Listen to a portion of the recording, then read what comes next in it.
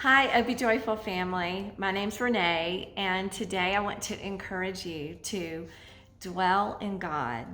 As we have all been quarantined in our houses, we've spent lots of time here in these four walls around us.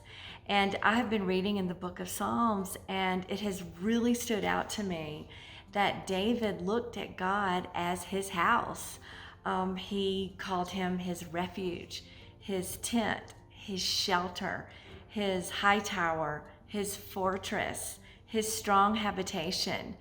And it has made me start thinking about God as a house to enter into every day and be surrounded by his presence. In the book of Psalms, David writes some beautiful verses about how he longs to be in God's house. In Psalms 26:8, I love the house where you live, O Lord, the place where your glory dwells. In Psalms 27:4, he says, "One thing I ask of the Lord, and this is what I seek, that I may dwell in the house of the Lord forever, and to gaze upon the beauty of the Lord, and to seek him in his temple." Psalms 57:1, he says, "I will take refuge in the shadow of your wings until the disaster has passed." Psalm 61:4, he says, "I long to dwell in your tent forever and take refuge in the shelter of your wings." I love that he calls God his tent. In Psalm 73:28, "But as for me, it is good that I am near God. I have made the sovereign Lord my refuge." In Psalms 84:1, "How lovely is your dwelling place, O Lord Almighty." And I love this one, Psalms 84:4, "Blessed are those who dwell in your house. They are ever praising you." So today I want to invite you to dwell in the house of God this day. Get in his presence today. Let his four walls surround you. There is a beautiful writing by Spurgeon. It was written in the 1800s, and I just love this writing because it is about God's house. It says, it's based on the verse 1 John 4:13. "We dwell in him."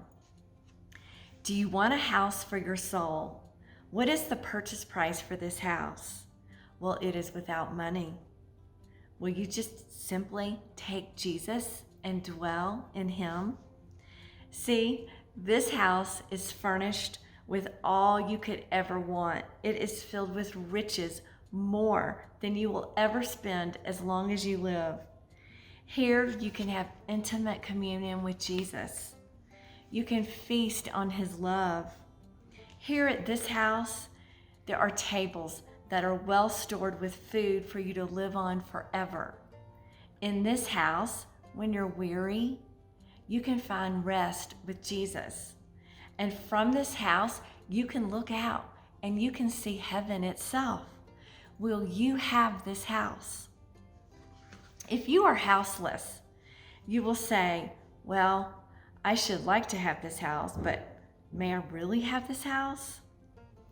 Yes, there is a key.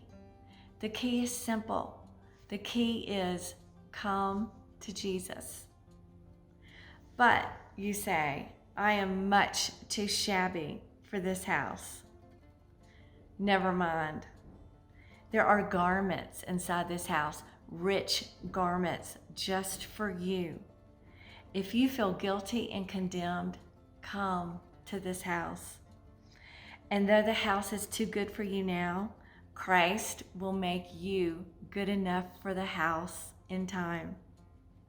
He will wash you and cleanse you, and you will yet be able to sing, "I dwell in him." Greatly privileged we are, for we have a strong habitation in which we are all safe. And dwelling in him, we have not only a perfect and secure house, but an everlasting one as well. Our house in God shall live and stand more imperishable than marble, more solid then granted. Our house is God in Himself. We dwell in Him.